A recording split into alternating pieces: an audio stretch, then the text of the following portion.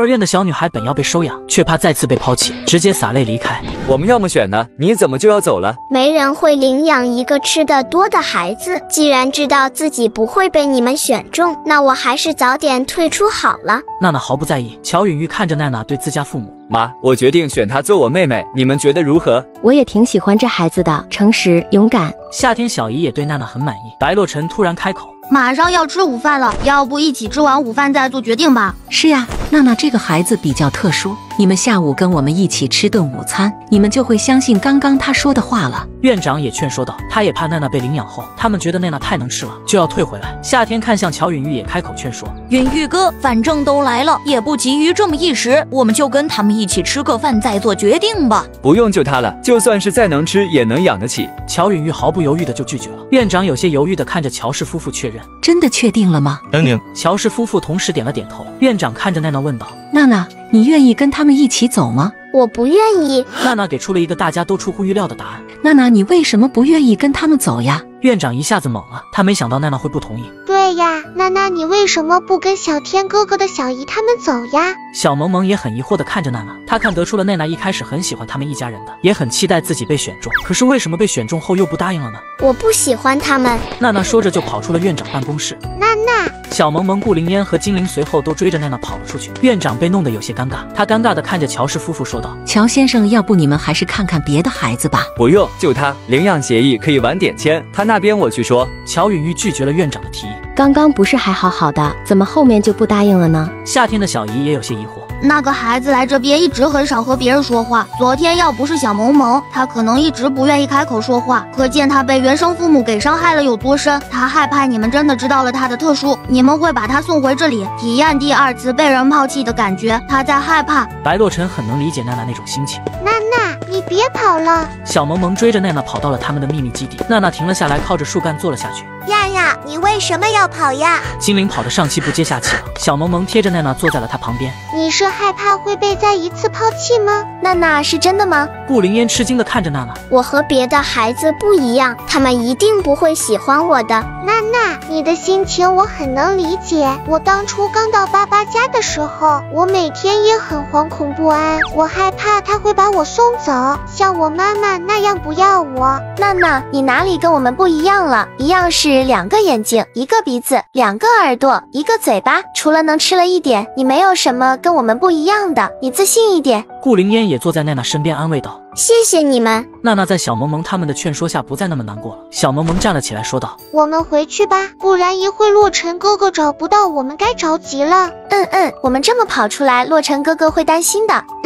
好。娜娜从地上站了起来。我们这会能不跑吗？我真的跑不动了。精灵嘟着嘴不满地抱怨。小萌萌、顾灵烟和娜娜互相对视了一眼，实在忍不住笑了出来。我们慢慢走回去。那就好。他们在走回去的路上。我们去哪玩呀？我们去院子里玩沙子吧。玩沙子太脏了，不行不行。精灵马上就拒绝了。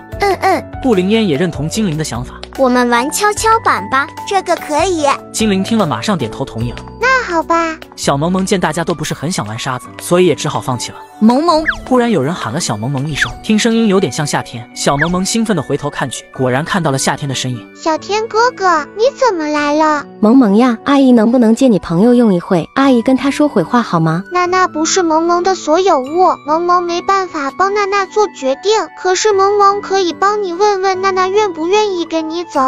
那你帮阿姨问问她好吗？娜娜，这个姨姨说想跟你说说话，你要跟这个阿姨走吗？娜娜，我想跟你聊聊，可以吗？夏天小姨一脸温柔笑着看着娜娜。娜娜有些紧张地看着夏天的小姨犹豫。你别紧张，我知道你之前应该有过不好的经历，所以你有你的顾虑，但是我很喜欢你，我觉得我应该努力一把，我想跟你单独聊聊，如果聊完之后你还是不愿意跟我成为一家人的话，我也不勉强你。夏天小姨一脸真诚地看着娜娜。娜娜别怕，你就跟这个阿姨去聊聊，如果你不接受也没事的。顾灵烟也在一边劝说着娜娜。是呀，娜娜你就去吧。小萌萌也在一旁劝说。嫣然。精灵也对着娜娜点了点头。那好吧，放心，我一会把你送回来的。夏天小姨开心地看着娜娜。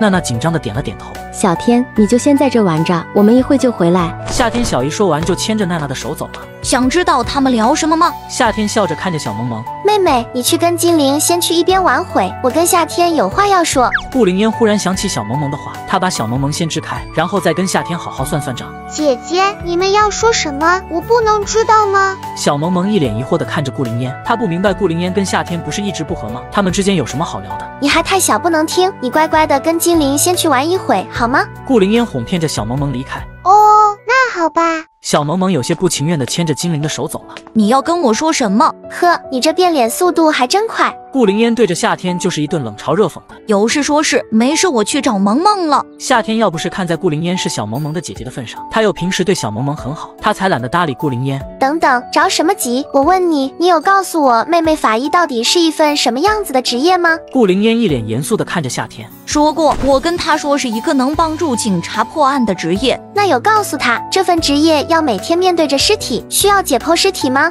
没有，那时候他还不大，理解不了那么多。以后你少教他这些东西。顾灵烟说完就转身走了。夏天被顾灵烟弄得有些懵，他不明白顾灵烟到底要表达些什么，看来他一会要去问问萌萌发生了什么事。操场上，小萌萌有些心不在焉地跟着精灵玩着跷跷板。萌萌，你在担心娜娜吗？啊，不是。小萌萌回过神来，你是怕我吃了你的小天哥哥是吗？顾灵烟不满的声音在小萌萌身后响起。姐姐，你回来啦！小萌萌从跷跷板上下来，一脸激动地看着顾灵烟。你就那么在意夏天吗？顾灵烟有些吃味地看着小萌萌。怎么会呢？我当然也担心姐姐啦。小萌萌一脸讨好地看着顾灵烟，她刚刚是担心顾灵烟和夏天会不会打起来了。萌萌，小天哥哥，你来啦！小萌萌听到夏天的声音后，立马朝夏天奔了过去。你什么时候走？顾灵烟一脸幽怨地看着夏天。我是跟我小姨他们来的，他们什么时候走，我当然也什么时候走了。夏天一脸挑衅地看着顾灵烟。七。顾灵烟见夏天这样，有些气得牙痒痒。